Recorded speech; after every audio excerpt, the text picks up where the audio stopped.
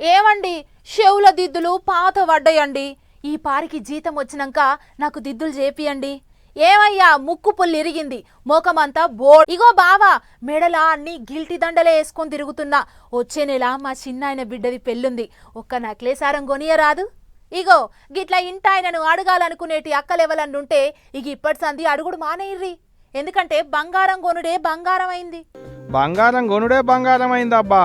అవు మరి తులం లచ్చ దాటింది. 24 క్యారెట్ల సొక్కమైన బంగారం తులం మీద 280 రూపాయలు పెరుగుడుతోని 1,1680 రూపాయలు అయింది. అంటే 1 గ్రామ్ కొనాలన్నా 10,000కు మీదనే పట్టుకోవాలి. మామూలు కొనేటట్టే లేదు పో. ఇటు 22 క్యారెట్ల బంగారానికి కూడా అంతే, దానికి కూడా 250 రూపాయల వరకు పెరిగింది. తులం మీద అది కూడా 93,000 రూపాయలకు చిల్లరే ఉన్నది. ఇవాళ గమ్మత్ ఏందంటే 4 వద్దులలోనే సొక్కమైన బంగారం తులం మీద 4,100 పెరిగిందంటే చూడు బంగారం కొనుడు ఎంత బంగారం అయిందో. ఇది ఒక మన హైదరాబాద్ పట్టణంలే, బయట దుక్కుల్లో అలగలగా ఉంటాయి రేట్లు. ఏం అలాగున్నా అడిటిగా 1000 రూపాయల మందమే.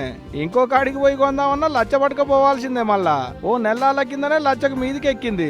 అటెంక చిన్నగా దిగుకుంటూ వస్తుంటే ఇదే సందాన్ని కొన్నోళ్ళు కొనుక్కున్నారు, మళ్ళా పెరిగితే కొనలేమని. రోజు కింద తగ్గేట వరకు ఇగేం కాదులే అనుకున్నారు అందరూ. కానీ ఇక ఇప్పుడు మళ్ళీ 4 వద్దుల సంది పెరుక్కుంటూ వచ్చుడుతో ఇక కొనలేస్తామో కొనలేమోనన్న బుగులు పట్టుకుందట పబ్లిక్ కు. గింతగానం ఎందుకు పెరుక్కుంటూ వస్తుందంటే దానిక కూడా కథ ఉందో. ఓ రోజు రష్యా ఉక్రెయిన్ యుద్ధం, ఇంకో రోజు ఇరాన్ ఇజ్రాయెల్ నడమ కయ్యం, అమెరికా చైనాల నడమ ఆమ్దాని పంచాది. ఆడ యుద్ధాలు అవుతుంటే ఈడెందుకు పెరుగుద్ది అంటారేమో. మళ్ళా దాని కథ కూడా చెప్తాయి నోలి.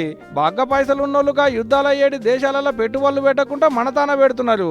ఎందుకంటే ఆడ పెట్టుబడులు పెడితే పెట్టిన సొమ్ము వస్తుందో రాదోనని వాళ్ళ భయం వాళ్ళది. మళ్ళా అందరూ బంగారం మీదనే పెట్టుబడులు పెట్టేటాళ్లకు ఈడ బంగారం రేటు తేప కింద వెలుక్కుంటే కొండెక్కినట్టు అయింది అన్నట్టు. ఆడ కొట్టుకునేటోళ్ళు బాగానే ఉన్నారు, యుద్ధాలు చేసుకునేటోళ్ళు మంచిగానే ఉన్నారు, కానీ తిప్పలంతా మనకేనబ్బా.